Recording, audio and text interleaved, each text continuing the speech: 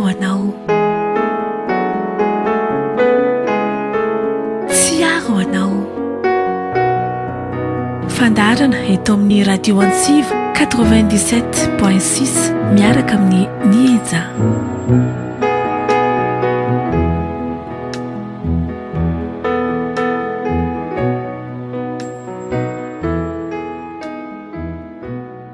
Topoko lahy sy topoko vavy, faly miarabantsika rehetra manaraka ny fandarana tsy aro anao.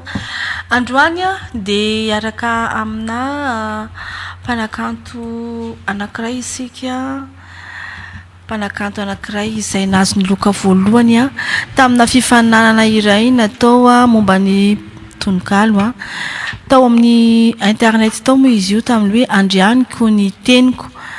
Dia zany mpanakanto zany nazo ny loka voalohany ary anisan'ny fanomezana avy aty amin'ny Eza ho azy ny fanasako anazy eto amin'ity fandarana tsy aro anao ity alohan'ny iarahantsika afantarantsika azy dia antsa tononkalo avy hatrany no ataonao antsika.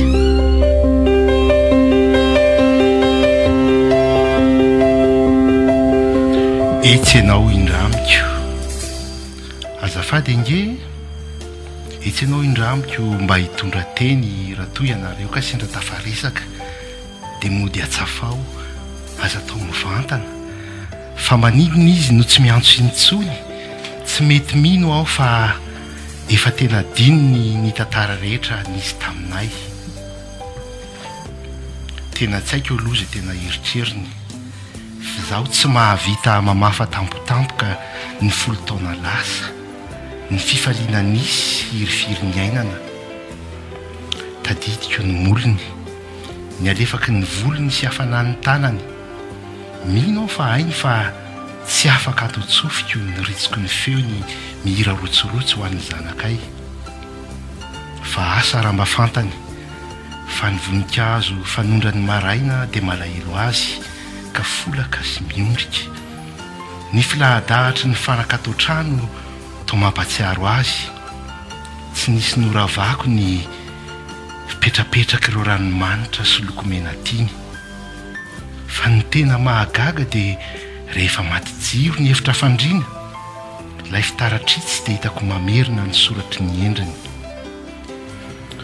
Dia asa koa na tokony mody atsidika ao ny resaka mikasika ny fahasalamako. Tsy zany mantsy fa nanomboka izy lasa, mipoaka ny masoandro fa tsisy hafanana. Mba tonga ihany ny alina fakambotikintana. Feno roa volana katroka an'io no tsy nahalalako intsony ny atao hoe torimaso. Tsy haiko hoe iangaviako ianao mba ataovy izay fanenanareo dia aza misy adiny ny afatro androany fa ninona ho valiny, ninona ho fietsiny. Izaho sy ny ankizy dia miandry sy mivavaka sady manantena fa izy mbola iverina. Dafy Noely izy no mpanakantontsika. Alohan'ny afantarantsika azy dia hira anankiray aloha angatantsika amin'ny teknisiana.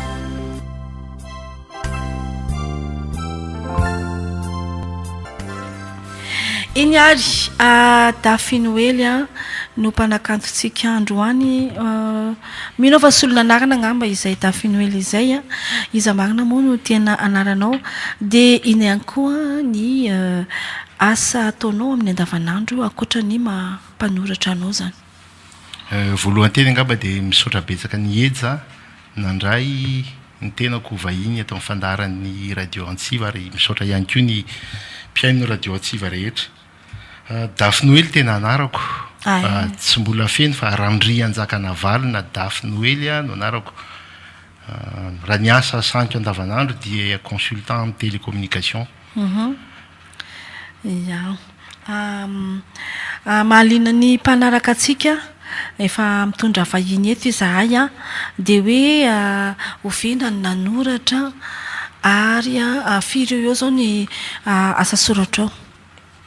Raha ny nanoratra dia efa ela be ihany satria 3 taona zao fa tamin'iza tamin'ny 570 zany hoe tamin'izah 4 taona dia efa nanoratra fa tamin'ny teny frantsay tany am-pianarana zany ny antony tena nanoratana moa tamin'izany dia manadaladala ny tovovavy kely mpiara-mianatra amin'ny tena dia anoratana poezia amin'ny teny frantsay fa taty aoriana dia hitako hoe tsy haiko le teny frantsay sady sarotra amiko le izy dia nanomboka mivadika amin'ny teny gasy dia tany amin'ny taona 570 tandray vao nanomboka nanoratra hatramin'ny taona 2000 dia noho ny antony tsy fantako dia nijanona fa ohatrany tsy nanoratra dia nivery nanoratra indray tamin'ny 12 sy 2000 dia teny gasy daholo amin'izay moa zany tena nisoratako tamin'izay dia ngamba misy eo amin'ny 50 sy 700 eo ngamba ny asa soratra. Eny ary tononkalo anankiray avy aminao no andrasanay piano indray.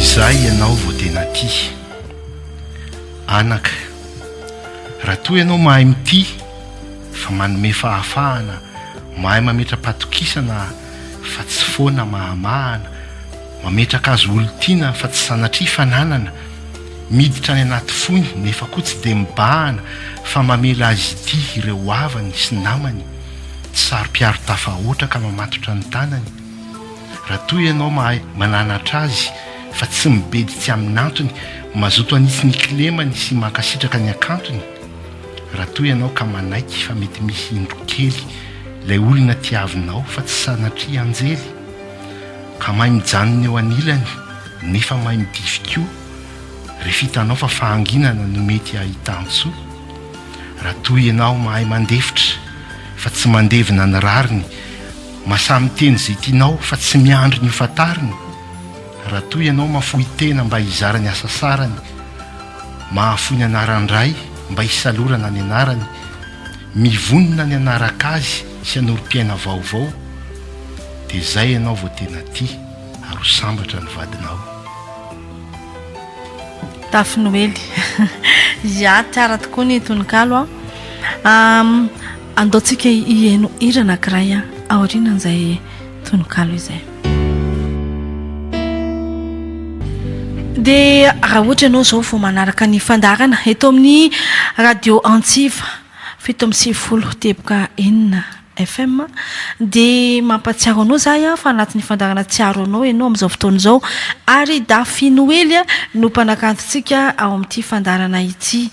Dafy Noely izay efa nambarako sy efa natsidiko tany amin'ny fiandohan'ny fandarana teo moa fa anisany nazo ny loka voalohany izy tamin'ny fifaninanana tononkalo izay nokarakarainy zareo tao amin'ny andrianiko ny teniko.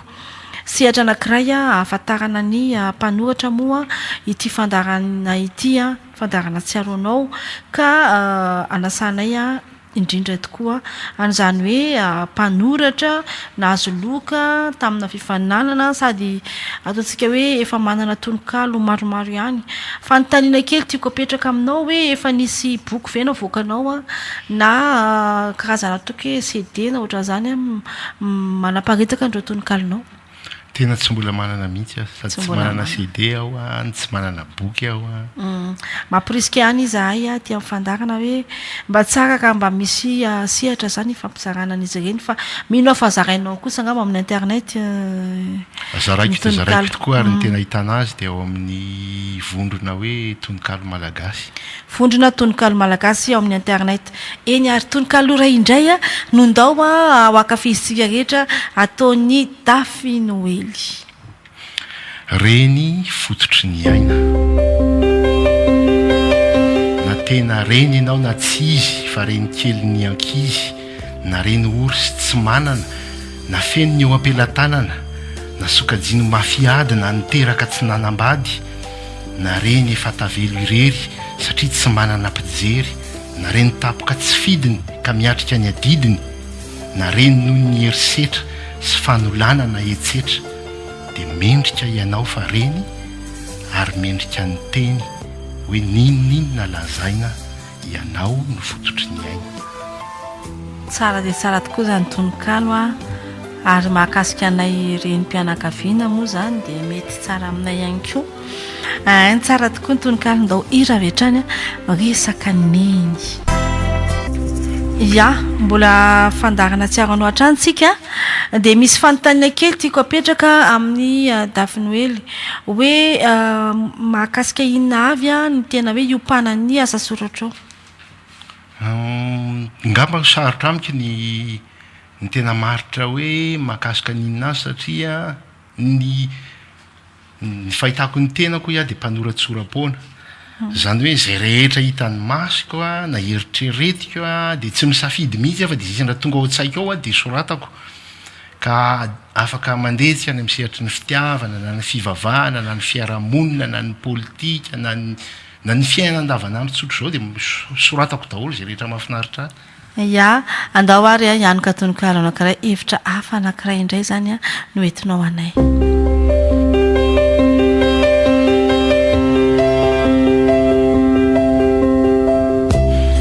avereno aty raha toy ianao mahita fanahy tsy misy tompony manjenijeny lava ny ambadiky ny tsiay volombato lalaka matsatso zay ny lokony dia tambazo mba hiverina fa tena ahy izay raha sendra misy penina hitanao manjeny ka mboty ranomainty sy miosondra tsy afaka manoratra sy tovy tsy teny dia ento makaty fa very mantsiny ahy misy boky rovitra very tsy nariko bobongolo pejy ny foniny efa reraka mba averenao aty fizay ilay boky tiako tsy mbola voasoratro kanefa efa teraka ia tsara dia tsara tokoa zany tononkalo zany ohatra manainganainganingam-panahiny poeta mihitsy izy zany ie ira anankiray avy hatrany aloha no anoizantsika iny tononkalo iny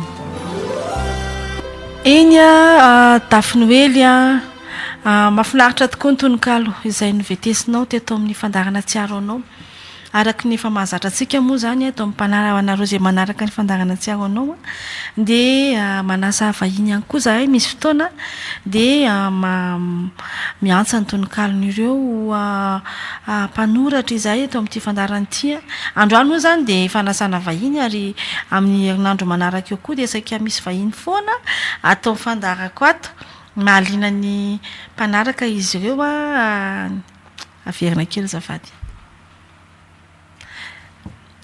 mahaliana ny mpanaraka tokoa ity fandarana tsiaro anao ity dia tonga hatraty moa zany ireo mpanoratra dia tsy nieza-tsony no miresaka azy fa izy mivantana mihitsy no miresaka momba azy fanontaniana kely tiako apetraka amin'ny Dafinoely hoe inona nomba tanjona ataonao heverinao zany manomboka ataoko hoe ianao nahazo an'ilay lokany andrianiko ny teniko inona mba tanjona izay kasainao atao ngamba tsy dia manana tanjona lavitrezaka satria iny moa dia arak'izay hitondrany fomba fanoratana sy ny soratra izay avoaka eny ihany fa ny tanjoko atoato zany amin'ity taona 2024 ity dia amoaka boky anankiroa ny iray dia ilay hoe soratsoram-poana dia ny faharoa rediredy ilay soratsoram-poana zany ohatrany hoe karazana raky tononkalo montimontina fa le rediredy dia raky tononkalo arak'izay anarana zany sady tsy dia montina loatra no feny fampimehezana ao anatiny zany hoe atsika angamba ny tena marina zay ny betsaka ao anatin'ilay hoe rediredy zao reo zany eritreretiko hoe ireo ny tanjoko amin'ity taona 2024 ity eny ary dia maniry izahay raha maniry mba hatotosanao tanteraka izany tanjonao izany ary dia famampanantenanareo zany mpanareo mpanaraka ny fandarana fa dia izy boky ho avoakany Dafinoely atsoatsy azo atao famezana tsara ny boky ary anisany hoe famezana kanto indrindra angamba raha ohatra ianao hoe mitady famezana fa kaiky izao ny fetiny isan-karazany dia iny zany fa izy vaovao tsara hoentin'ny Dafinoely antsika eny Dafinoely mangataka tononkalo iray avy aminao indray zahay tononkalo farany zany sady mampime somary mampime ihany no milazalaza mikasika ny fiainan-davanandro ny lohateny dia hoe Arsoy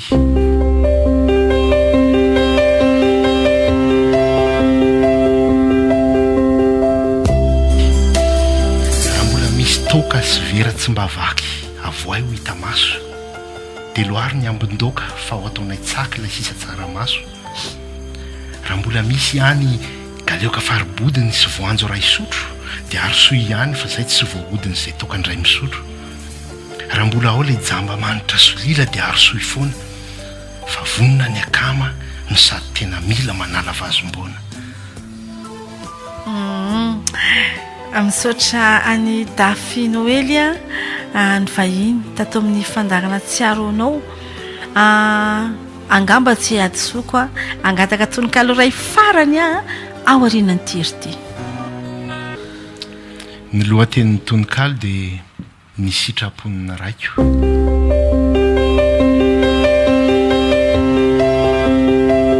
Rafasako mangina sady toerana fodiana. Aza aloha misokatra fa mbola te hanoratra sy hamela afatra ho an'ny taranako ny foko sy ny tanako. Aoka ianao hihidy sy hirakotra anjavidy fa mbola misy adidy tsy maintsy hoe faiko izay vao tapitra ny aiko. Kanefa ho tsy mandidy ny lahatsy ho voavidy sady koa tsy aiko. Fa leo ilay namorona izao tontolo izao no hibako anao. Ka rehefa izay ny tia ny sitraky ny fony dia voninao ny andeha fa tsy hanoratra intsony satria la raiky be fitiavana sy tia tsy misy fetra no efa nanankinako ny fiainako rehetra.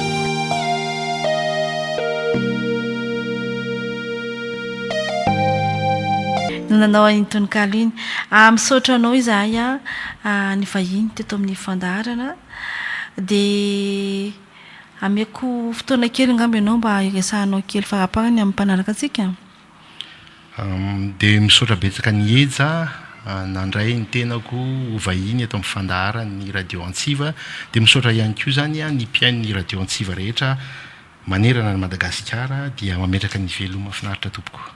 Fanontaniana farany mba tsaratsara mba amenao kely anay ny Facebook fa na mijery andreo tononkалonao. Ny Facebook zany dia ao amin'ny vondrona hoe tononkalo malagasy. Dia ao no ahitana ny Dafy Noely. Tsy manana vondrona manokana anahy zany fa ao no mamoaka ny tononkalo amin'ny vondrona tononkalo malagasy. Eny ary. Noely Randrena Tenaina teo amin'ny lafiny teknika, ny poetanareo ny eja kosa nanolotra ny fandarana. Mandra-piono tsiaro anao. Tsiaro anao. Fandarana eto amin'ny radio Antsiva 97.6 miaraka amin'ny Nieja.